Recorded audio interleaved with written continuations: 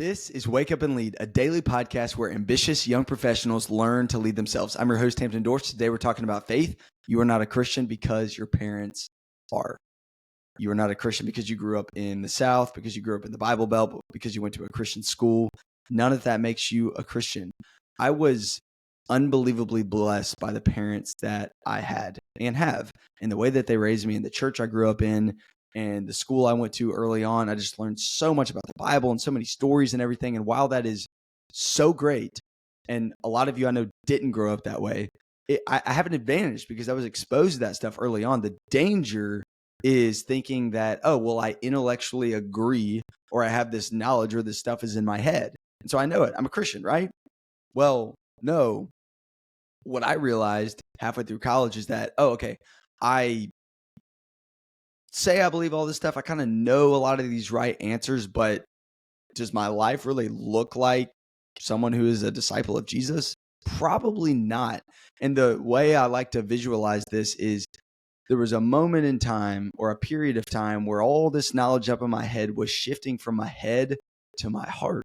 And I was so grateful for what I learned from my parents, what I learned in school, what I learned at church, because I felt like I had this advantage, if you will, because it was just shifting all down to my heart. It's like, I already know this, but now I need to believe it and live it. And for you, if you didn't grow up with parents that brought you to church, if you didn't grow up in a Christian school, that is so okay. So many of my friends are people that didn't grow up like that, and they know way more about the Bible and everything than I do, and I'm learning from them all the time.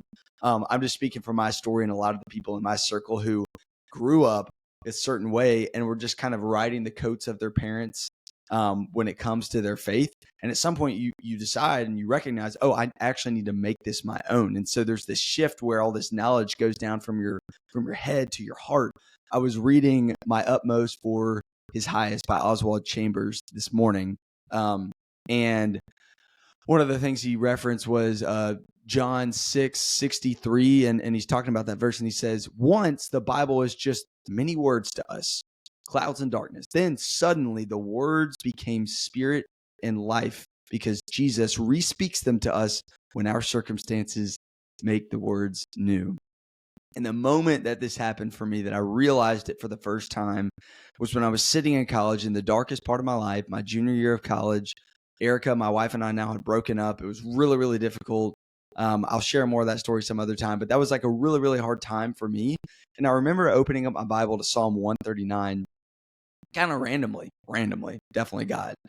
And I start reading the words, oh Lord, you have searched me and known me. You know when I sit down and when I rise up. You discern my thoughts from afar.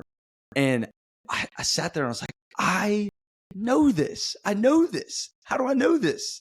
And I learned it in second grade at the school that I went to. And it was all up here in my head. Haven't thought about it in a decade, more than a decade. And then all of a sudden, it's shifting down to my heart and it means something. And that can only be done through the power of the Holy Spirit. God is the only one that can really open up our eyes and help that stand out to us and mean something and make us want to do something about it. But I just want to challenge you today, lovingly, to ask yourself the question, is my faith my own? Or am I just trying to be a good person, and I have got a good family, and I'm nice to people, and I go to church? It's a hard realization, but it's one that, as a young professional right now, you have so much life to live, and living your life for Christ truly and letting Him truly be in the driver's seat is one that will impact you way more than any of this other stuff that I'm talking about ever will. It's time for you and me to wake up and lead.